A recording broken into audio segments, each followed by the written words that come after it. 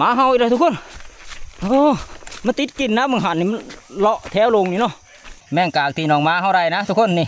ถือว่าแต้มใหญ่เติมเนาะประมาณโลปลายหอดบางยานี่น้ำมันเบิดหมดแล้วก็จะหมดแล้วจัดการวะนี่เนาะบางทีทุกคนฝนนี่แห้งนะน้ำเต็มให้เต็มขั้นเบิดผู้คนเฮาสิลงให้ลงหน้าได้นะสิได้จับรถไถรถ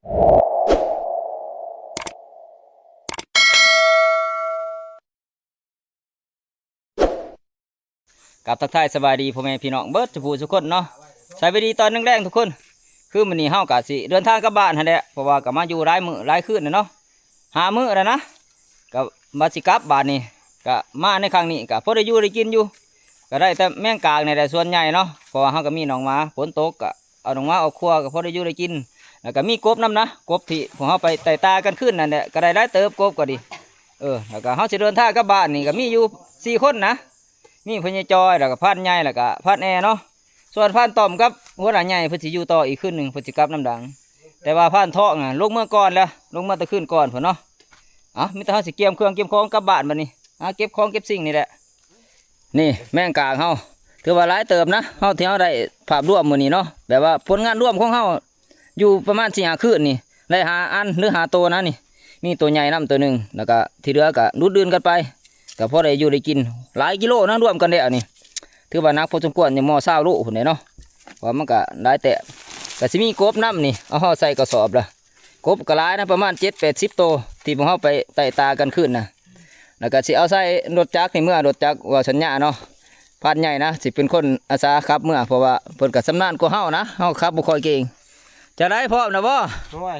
ลุยอย่างเดียวลุยได้มันค่ำเนาะเพื่อชอนบ้านเนาะไปบาทนี่เก็บเครื่องเก็บของโอ้เต็มตองด้วยเนาะพันใหญ่เนาะเต็มตองโอ้เต็มตองคือเต็มรถนี่คือได้อันนี้เพิ่นใส่ทั้งหนานะเพราะว่าเต็มเคียวด้วยเนาะแล้วก็กบตองเลยรอบนี้กบกับเพิ่นกับใบทึ่งรถว่าสัญญาบรรทุกอยู่เลยเพราะว่าว่าสัญญามาป้าไว้ผู้นี่คือเพื่อบรรทุกนี่แหละของสิ่งหรือว่าอาหารการกินเท่าใดเด็กเอาเมื่อเนาะเดินทางปลอดภัยนะไปก่อนเด้อเอาสุดดิเมื่อทางไอ้โชคมันเอาเนี่ยไปรับอีกแล้วรถก็โอ้ยไปบ้านนี้จะได้เตรียมพร้อมแล้วบ่เตรียมพร้อมแล้วโอ้เขาเดินทางค่ำแล้วมื้อนี้เนาะค่ำมิตรว่าเผาย่างได้เพื่อสิฮอดแม่นบ่โอ้พ่อใหญ่จอยก็เตรียมพร้อมนะ10 โมงคืนพุ่นเนาะไปย่างบัดนี้ไปโอ้ตู่จอยเฮาย่างบัดนี้เพราะว่ารถนี่พันใหญ่ขี่ผู้เดียวเด้เพราะว่าสอนคล้องเมื่อเนาะกันขี่น้ำกันหลายคนอาจบ่ได้ไปพร้อมเดินทางบัดนี้ทุกคนเพราะว่าพันใหญ่เพิ่นขี่รถจักรนะส่วนเฮานี่ย่างเอา3 คนเนาะกับพันแอกับพ่อใหญ่จอยนำคือเบาให้ได้เพื่อชอดคือสิค่ำพุ่นแหละได้ในทางเที่ยวย่างนี่โอ้โหหลายกิโลนะแต่ถ้าสิเบานี่ส่วนตู่จอยเฮานี่ก็ย่างตกซอกอยู่เพิ่นนี่ก็ใจสู่ใจอดขนาดนั้นนี่เพราะว่ามานี่เพิ่นก็ย่างมาพุ่นได้แต่บ้านเพิ่นอยู่พุ่นเนาะแต่เมืองใหม่พุ่นเพื่อเพิ่นสิฮอดก็บอกทีมงานเฮาก็บ่ฮู้นะมาเพิ่นมาแล้วก็บ่มีไฟจักเนาะเพราะก็บ่ได้ติดต่อกันคันฮู้ว่าเพิ่นมาก็สิเอารถไปรับเอาอยู่ผู้ใดก็ว่าแนวนั้นแต่ว่าเพิ่นมาฮอดบ้านพี่นะจังฮู้ว่าเพิ่นย่างมาเพิ่นมาบอกอีกทีหนึ่งเนาะไปลุยพ่อใหญ่จ้อยลุย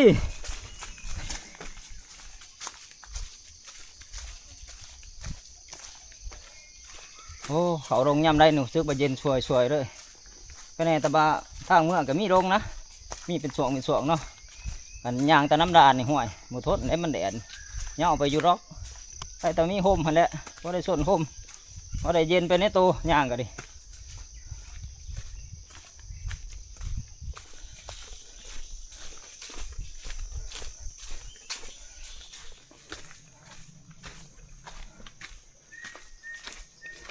ไปย่างสู้ย่าง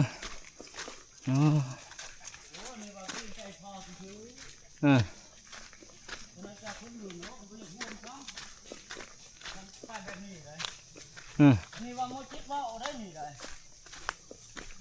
ว่าแค่ช่วงมันคื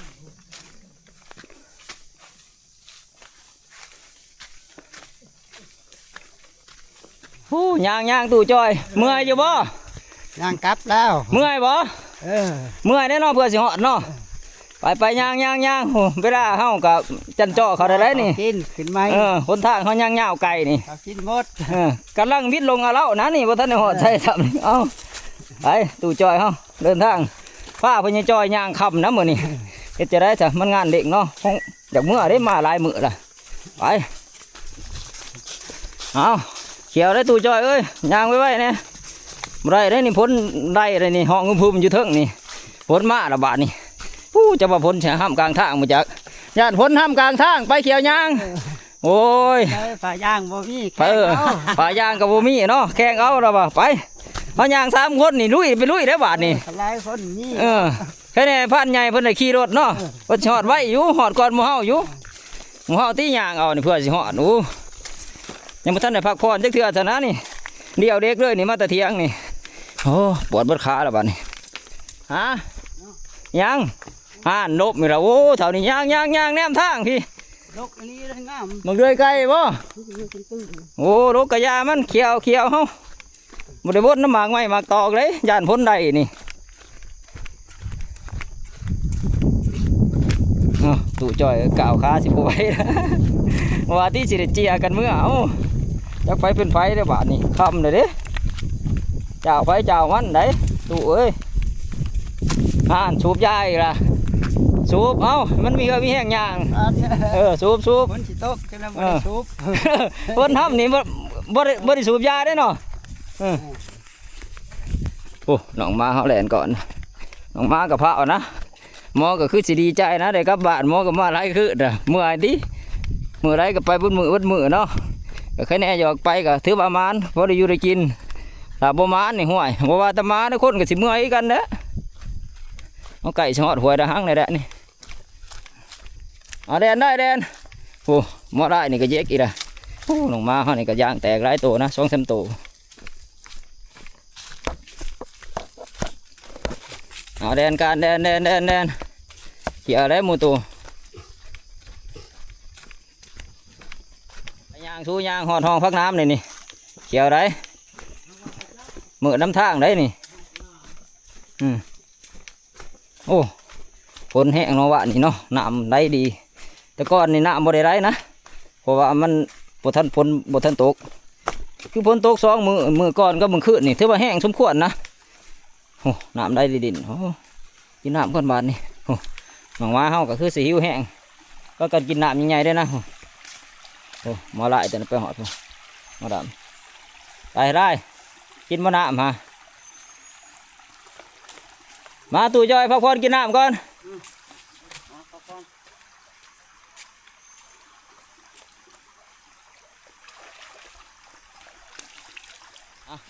ลงมาหอดห้องพักน้ำดับบัดนี้พักผ่อนกินน้ำก่อนยืดน้ำแห้งเนาะเพราะว่าเขายิ่งตรงเลยนะก็นั่งขอน้ำนี่กินน้ำก่อนจังน้อยหนึ่งคอยย่างต่อบัดนี้กินแล้วหรือว่าน้ำฮะกินแล้วโอ้ยกินแล้วละทาคนอะไรของพระท่านได้กินเย็นอยู่บ่ละช่วยนะฮะท่าเย็นบ่ช่วยนะฮะเย็นอยู่บ่ละช่วยนะฮะ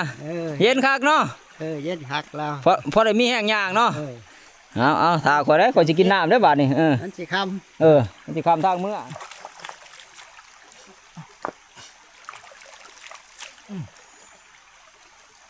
กินน้ำเย็นๆนี่ไม่แห้งขนาดกินน้ำไม่แห้ง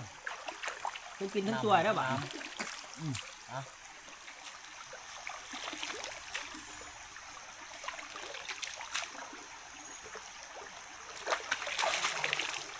เป็นกินทั้งช่วยหนาเนี่ยพอได้มีแห้งอย่าง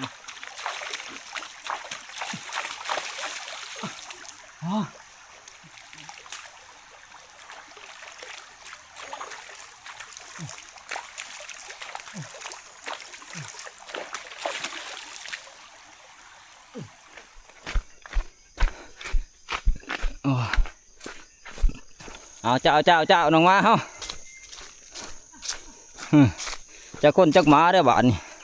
หมากับเจ้าคนกับเจ้าเลยก็บอกเรื่องเมื่อบ้านนี่ผู้ใดกับเจ้าได้ขนาดผ่านทองจักเจ้ากับเจ้าได้จนเมื่อปลาแต่บ้านนี่เมื่อปลาเสียวแล้วผ่านทองนี่เมื่อปลาไม่ทับกุเห็ดไปแล้วมาเดินน้องมาเฮาน้ำเดิมได้นี่แสดงว่าพ้นขึ้นนี่แห้งสมควรเนาะมันเป็นหัวเป็นห้องลงไปด้วยนะ ทั้งดุมแห้งน้ำมันเป็นบักเนาะทั้งดุมเนาะทั้งทึ่งมันจะเป็นแกงหินโอ้ทีมงานเขายางก่อนนะปานแอร์กับพญจอยโอ้น้องมาก็เป็นจุดส่วนด้วยแม่น้ำก็มีน้องมาก็ดิห่อนที่เพิ่นทั้งห่อนทั้งเมื่อย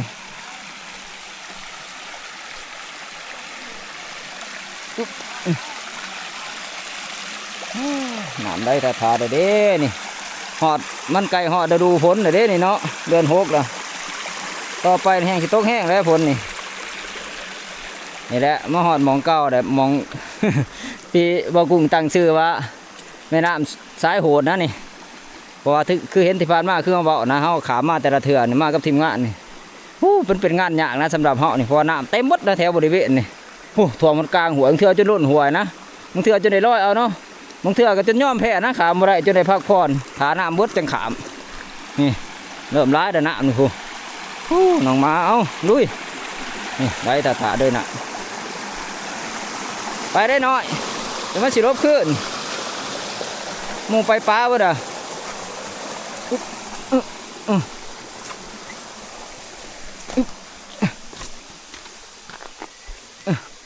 ที่แรกว่าสินั่งพักผ่อนอยู่นี่นะบอกกันเนาะแต่ว่ามันค่ำนะพันแอร์มาดุยเลยดุยเดียวเลยเพื่อชอดบ้านเฮายังได้สมุงฮะนี่เด็กก็ดังมานี่อันนี้ไปแล้วย่างเลยพันแอร์ก็ห่วงแต่มาหน่อยเราก็ดิอย่าไปบ่รอดนะมันหน่อยเนาะเถื่อมันก็บ่จะขามน้ำขามได้มาเฮาอีกแล้วทุกคนโอ้มันติดกินนะมึงหันนี่มันเลาะแถวลงนี่เนาะห่วยมันเห่าแล่นบ่ล่ะมันเห่าหมูก็จัก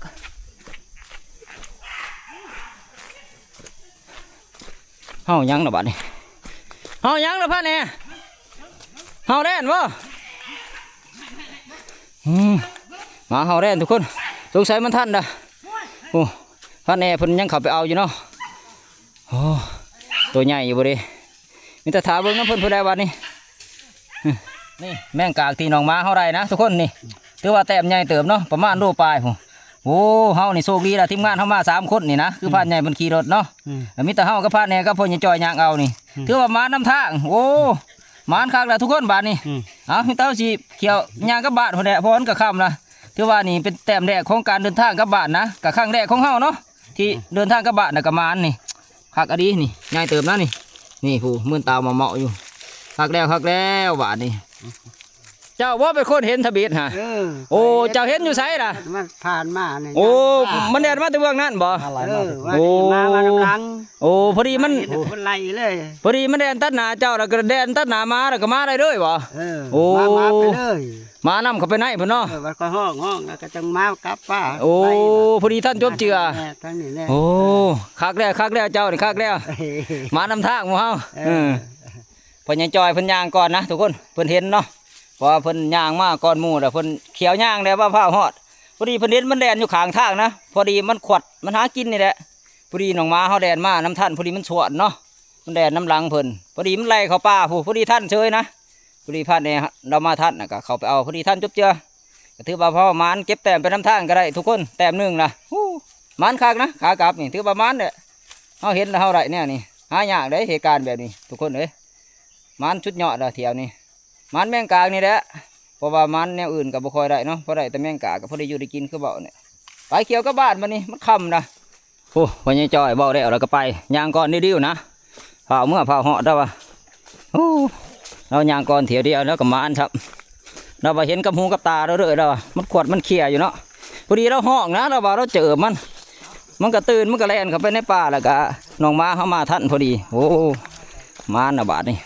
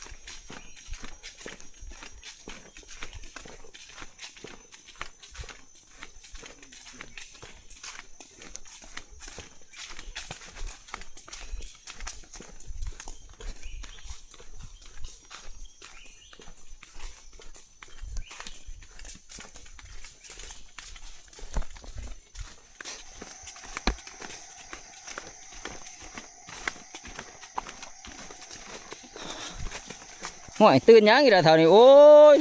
เฮ็ดไหมก็ตื่น3-4เทื่อแล้วเฮ็ดให้เขาตื่นน้ำเพิ่นนี่ก็ดิตู้จ่อยนี่เอามาหอดหัวหอดห้องเสียงเขียดห้องสนั่นเด้อผู้มันมีน้ำนะโอ้น้ำยังข้างอยู่เนาะฝนตกแห้ง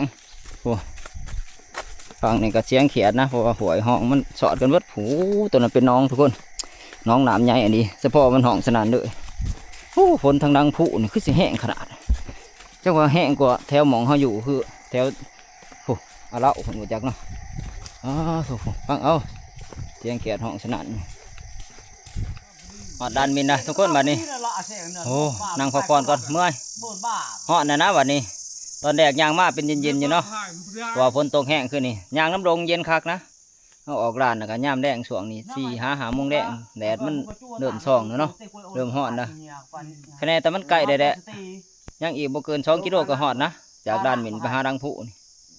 แต่ว่าพันใหญ่คือสิหอดได้รังผู้เพราะว่านัดกันไว้เนาะเพิ่นสิถ่ายอยู่รังผู้พุ่นแหละมันสิพักผ่อนจัก10 นาทีนะไปสิย่างต่อเนาะพักผ่อนตู้จอยแน่ผู้เพิ่นเมื่อยละพักผ่อนตัวเองน้ำได้พักผ่อนตู้จอยน้ำโอ้เมื่อยคักวันนี้เป็นจะได้เมื่อยคักบ่พอไปพอมาอยู่ บ่ไปพ่อมาเนาะห่วยขาบ่ได้ล่าที่ย่างมานี่ ขาลาเติบ ขาล่าเตือนแล้วใกล้ฮอดได้แล้วนี่ใกล้ฮอดพันใหญ่ละเราสิถ่ายอยู่รังผู้พุ่นแหละป่านนี้เพิ่นคือสิฮอดรังผู้ละพันใหญ่เนาะพันใหญ่คือสิฮอดรังผู้ละป่านนี้เนาะแล้ว เพิ่นถ่ายอยู่เจ้าน้อยเฮาก็ฮอดเพิ่นดอก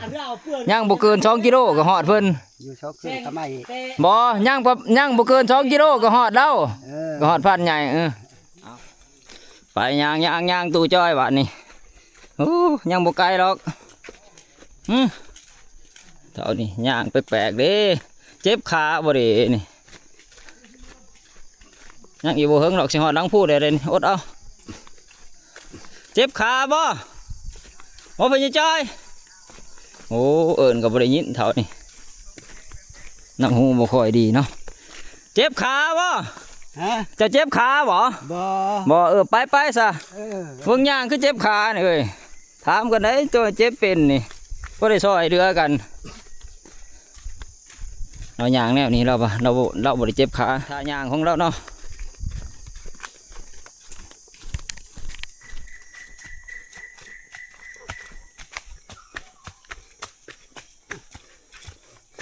บืนค่อยบาดนี่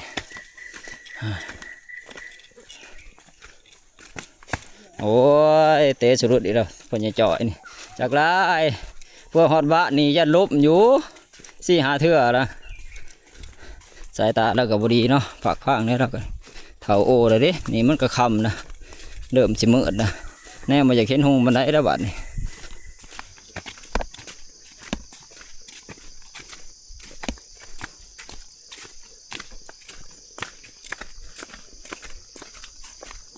โอ้ก็เราเก่งเจอพญาจ่อย โอ้เราก็เก่งชุดยอดได้นี่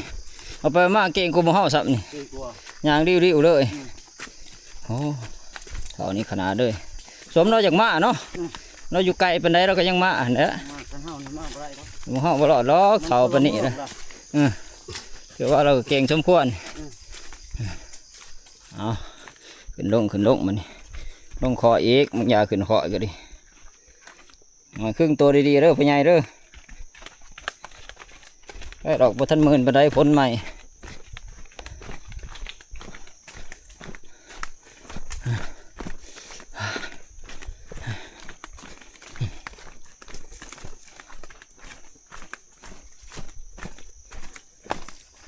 มาหอดลังผู้ล่ะทุกคนโอ้เพื่อสิมาหอดลังผู้จนค่ำนะเพราะว่าเขาเดินทางมานี่ก็แต่บ่าย2คนเนาะตอนนี้ก็6 โมงแรกนะเรื่องการเดินทางของทีมงานเขาตอนนี้ก็4 ชั่วโมงเต็มๆนะกระแทกบริพักได้พรเนาะยิ่งเดียวเลยสายตรงเลยไปจอยแล้วก็จนข้างหึมเมื่อยตัวเราก็ดิโอ้ปานใหญ่เพิ่นก็หอดนะคือว่าเดี๋ยวเพิ่นขี่รถเพิ่นมาหอดก่อนโอ้เพิ่นนอนถ่ายผมเอาหอดดังผู้กะยังบ่ทันในช่วงนะเพราะว่าบ่ทันหอดบ้านเนาะยังสิได้ลงดุมหอดบ้านเพิ่นแหละก็สิลงหอดบ้านนี่ก็เมื่อได้เติบเลยนี่ลงจากผู้นี่กันเพราะว่ามันก็ข่อยกระสัดเนาะจะนั่งพักผ่อนก็จังเลยนึงบัดนี่สิลงกับบ้านจังไรมาหอดล้นหรือว่าเจ้าฮะ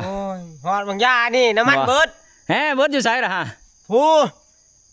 อยู่ให้อาแตนพุ่นไปขอน้ำมันเขาจังมาฮอด โอ้ พี่ คอยแล้วว่า อีหลากอีเลือ คอยก็ว่าอยู่เจ้าน้ำมันหลายเติบบ่คือมาฮอดพี่ โอ้ โอ้ยผ่านท้องเฮ็ดเส้นแล้วซะ เมื่อยกูเจ้ามาฮอดบางยานี่ ว่าโชคดีได้ขี่รถมาก่อนหมู่เนาะ ลันน้ำมันเบิดกลางทางเบิดน้ำทางโอ้ยเอา เกือบขี้ต้มอีกรอบหนึง ตาย โอ้ ต้ หมื่น อีเลือ มื่นสิกิตุ้ม เอ โอ้ เศร้า ไว้ได้ขี่รถเนาะ ตแคบึงตีพี่ โอ้ ในคาในแขงในมือได้พี่ เต็มเบิดเนาะ พี่ในแขนก็ได้ โอ้โหเข้ากับบาทเบิดนะ บาด โอ้บ่สิได้ลงเมื่อพักผ่อนว่าสิได้อยู่กับลูกกับเมียคักบาดเจ็บก่อน บาดเจ็บก่อนนี่หัวเข่านี่ก็สิใช้งานบ่ได้แล้วหัวเข่านี่พัน โอ้ยบ่ได้คือสิบ่ได้เด้จัดการวะนี่เนาะ จะหน่อยจังลงบัดนี้พักผ่อนก่อนโอ้ยเป็นจะได้แล้วตู่จอยมาถอดเสื้อใส่ล่ะเมื่อยบ่ เมื่อยอยู่กำลังหอดหลังผู้ ทั้งเมื่อยทั้งหอนเนาะ บ้าน ทั้งเมื่อยทั้งหอนเนาะ โอ้ยังหอด จนพ้นแขนตัวเอง โอ้ยแล้วก็จนกกโบกเลย เมื่อเราพักผ่อนเด้อเขาขึ้นมากไม่ต้องขึ้นน้ำเขาได้บัดนี้เมื่อย2-3เทื่อจะขึ้นมาน้ำเขาเทื่อหนึงมากกับพิษบังเจ้าฮะบ่ได้กินซอยจุนังกรอบซ้ำมาสิมากินซอยจุนังกรอบคักๆแล้ววะกำลังยังดีอยู่เอาซะพักผ่อนเที่ยวหน้ามาไหมไปตู่จอยใส่เสื้อบัดนี้ย่างต่อมันค่ำได้ไรนี่โอ้ยพักผ่อนประมาณ10 นาทีเดินทางต่อบัดนี้วันนี้ลงดังผู้เนาะเพื่อสิฮอดไปย่าง ไม่เฮ็ดจังงักก็ว่า ฮะบ่พันใหญ่สิถือเอง ก็ขึ้นมาพังละหางเบิ่งนี่มันก็เต็มขึ้น ไอ้ตู่จอยลงก่อย ตาจอยก็ตื่น เพราะว่าเฮาลงยามได้ก็ได้เนาะมันลงไว้กว่าเราดิให้เราลงก่อนเราเพราะว่าเราคอยย่างดิไปบ่ต้องห่วงหมู่คอยดอกหมู่คอยย่างเข้าเดียวก็ฮอดเจ้าฮะ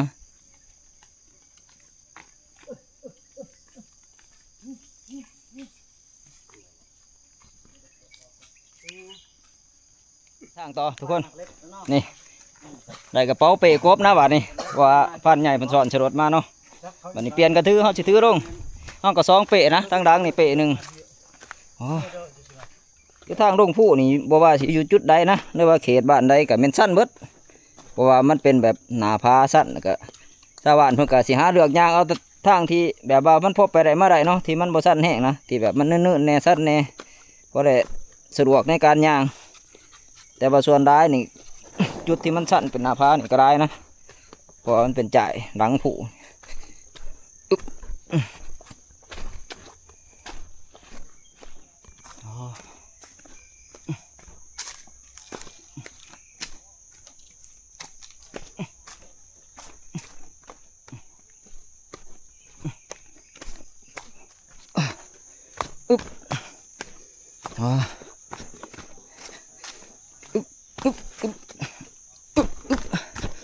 โอ้หอดดุมนะบ้านนี้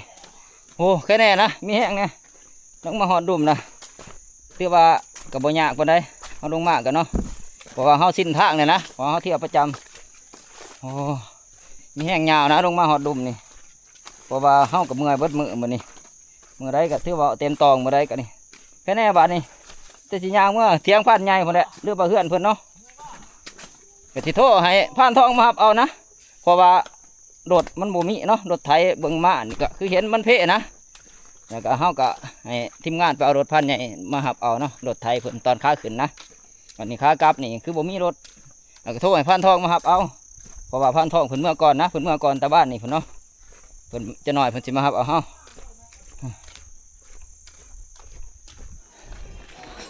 ลงมาเหาะลุมแล้วก็เจริญหูเจริญตาเนี่ยโอ้ยพอบ้านผูเมืองคนนะหลังจากที่เขาอยู่ตะป่าตะลงได้นี่ก็เป็นอีกบ้านหนึ่งนะเป็นหมู่บ้านที่ไก่ตีนผู้เนาะคือหมู่บ้านคำเตยบ้านเพิ่นกาลังบ่ใหญ่หรอกแบบว่ามันบ่หลายหลังคาเฮือนเนาะเป็นบ้านน้อยๆเป็นชนเผ่าน้อยๆนะยังอีกบ่ไกลก็สิฮอดเที่ยงพันใหญ่หรือว่าเฮือนพันใหญ่เนาะแต่อยู่รุมนี่ก็ฝนตกแห้งสมควรนะเฉพาะอยู่ทงนี่โอ้น้ำเต็มให้หน้าเบิดแทนแห้งกว่าอยู่เทิงเนาะผู้บางทีทุกคนฝนนี่แห้งนะน้ำเต็มให้เต็มขั้นเบิดผู้โอ้เสียงเขียดหน่อยห้องสนั่นเลยนะ โอ้ฮะ ฮ้อนบ่ หมอหอนไปได้นะ กันฮ้อนเด้อลูกแม่น้ำน้องก่อนไป หมอไอ้ฟันใหญ่เสกันลุงแมบนำน้องนะแมบจะได้มันคำมันมืดแมบก็สีหนาวด้วยนี่ แล้วก็ฮ้อนกันว่างเหงื่อไข้ ฮู้เห็นสภาพแบบนี้แล้วก็คิดเห็นเนาะว่าอีกบ่โดนเฮาสิลงให้ลงหน้าแล้วนะสิได้จับรถไถเดินตามไถให้ไถหน้าแล้วบาดนี้เดินป่านี่ก็สิได้ห่างได้จักหน่อยแล้วเรื่องเพราะว่ามันไก่ฮอดยามลงหน้าแล้ว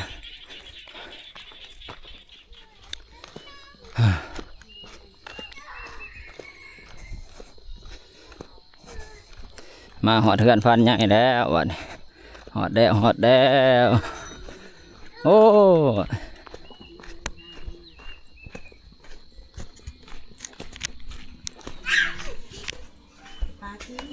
หมอน่ะคือบ่ไปหับเอาพ่อไปได้ไหมหับเอาพ่อตัว มาแต่ไรเบะจังหวะสนุ โอ้ กสนุก มาแต่ได้แบ่แล้วก็เมื่อย เมื่อย อ่ะมาหอดเทือนพันใหญ่ละมีแตถาพันทองมาหับเอาบัดนี้พอดีคำนะเพื่อเพิ่นมาหอดเนาะถือว่าเฮาขึ้นไปมื้อนี้ก็มานได้เติบนะการลงมาก็ถือว่ามานน้ำทางแต้มหนึงเนาะเฮามานแมงกากโอ้โชคดีได้เติบเดินทางกลับบ้านเถียวนี้ถือว่ามานแต้มหนึงก็พอได้เพิ่มกันอีกเนาะโอ้อยู่น้ำพันแมงกากเฮาโอ้มาแล้วพันทองมาแล้วโอ้มาแล้วบ่ห่วยไปสิสัมภาษณ์จะเบิ่งจังหน่อยหนึ่งนี่เป็นจังไรเดียวนี่ฮะเป็นจังไรสมเมื่อปลาเสี่ยวฮะ ปล่อยเสียสละให้เสี่ยว เสียสละเสียวจังไรเสียรถไห้น้ำย่อยๆเสียเมื่อป่าโอ้ย เสียสละให้ เสร็จแล้วผ่านท่อเมื่อปลากัน จะได้ขนาดพ่อใหญ่จอยแล้วยังเสียสละให้เฮา โอ้ เราบ่ได้กินข้าวบนมื้อวานนี่ เฮารถห่างท่าว่าสิเมื่อน้ำหมูเมื่อป่าเอาบ่เป็นหยังมาป่ากับบ่เป็นหยังหรอกมาหับเอาละบัดนี้นี่หมอน้อยนี่เด้นี่คือบ่หับเอาพ่อนี่ฮะคือบ่หับเอาพ่อแน่ฮะเอากระลงมาหอดลุ่มละมีแต่สิเดินทางกลับบ้านเนี่ยเนาะปานทองก็มาหับเอาละที่แรกคิดว่าเสียเมื่อป่านะเสียว่าเสียสระให้เสียว่าเขากินเบิดเพื่อลงมาก่อนเนาะ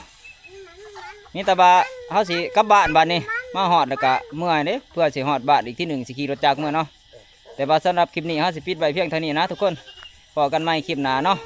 แต่ว่าก่อนอื่นก็ขอมุกขอบใจน้ำพ่อแม่พี่น้องเบิดทุกคนเนี่ยที่เขามาติดตามคลิปของเราแต่ต้นจนจบเนาะเอาสำหรับคลิปนี้บ๊ายบาย